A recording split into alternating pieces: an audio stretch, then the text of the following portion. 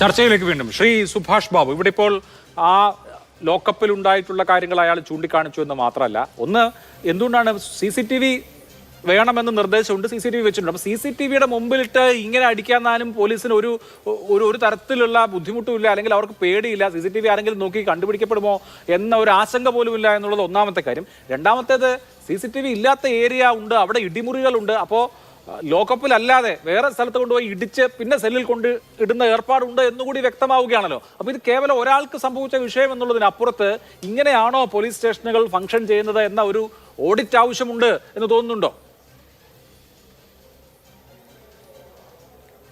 തീർച്ചയായിട്ടും. കാരണം പോലീസ് ഉദ്യോഗസ്ഥന്മാരൊക്കെ ഇതേമാതിരിയുള്ള സ്വഭാവ ദൂഷ്യങ്ങളുണ്ടെങ്കിൽ, അക്രമ സ്വഭാവം ഉണ്ടെങ്കിൽ സ്വാഭാവികമായിട്ടും അതിന് മേലുദ്യോഗസ്ഥന്മാർ ഇടപെട്ട് പരിഹാരം കാണേണ്ടതാണ്. ഇതിനിപ്പോൾ special branch, state special branch എന്നുള്ള പറയുന്ന ഉദ്യോഗസ്ഥന്മാരൊക്കെ ഈ പോലീസ് സ്റ്റേഷനുമായിട്ട് ബന്ധപ്പെട്ട് പ്രവർത്തിക്കുന്നുണ്ട്. അവരെ സംബന്ധിച്ചുള്ള ഇതുപോലുള്ള പോലീസ് എക്സസസ് ഉണ്ടെങ്കിൽ ആ വിവരം റിപ്പോർട്ട് ചെയ്യുക എന്നുള്ളത് അവരുടെ പ്രാഥമിക ഡ്യൂട്ടിപ്പെട്ടതാണ്. അവരിത് റിപ്പോർട്ട് ചെയ്യാതിരിക്കും. കാരണം ഇതൊക്കെ മുഴുവൻ ഒരു കോക്കസാണ്. പോലീസ് സ്റ്റേഷൻ ഭരിക്കുന്നതൊക്കെ ഇപ്പം SHO എന്ന് പറയുന്ന വ്യക്തിയൊന്നും ആയിരിക്കില്ലല്ലോ, അല്ലല്ലോ, നമുക്കൊക്കെ അറിയാം. അപ്പോൾ ആ സംവിധാനങ്ങളൊക്കെ പോയി.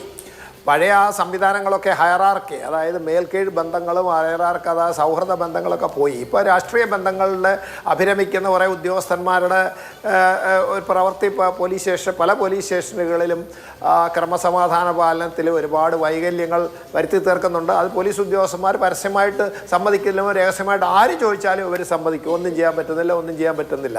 അപ്പോൾ അതൊക്കെ മാറ്റിയെടുക്കാൻ സാധിക്കുമോ എന്നുള്ളത് എന്നെ സംബന്ധിച്ചിടത്തോളം വലിയൊരു ചോദ്യചിഹ്നമാണ്. അത് സാധിക്കില്ല എന്ന് ആത്മാർത്ഥമായി ഇപ്പം ഞാൻ വിശ്വസിക്കുന്നു.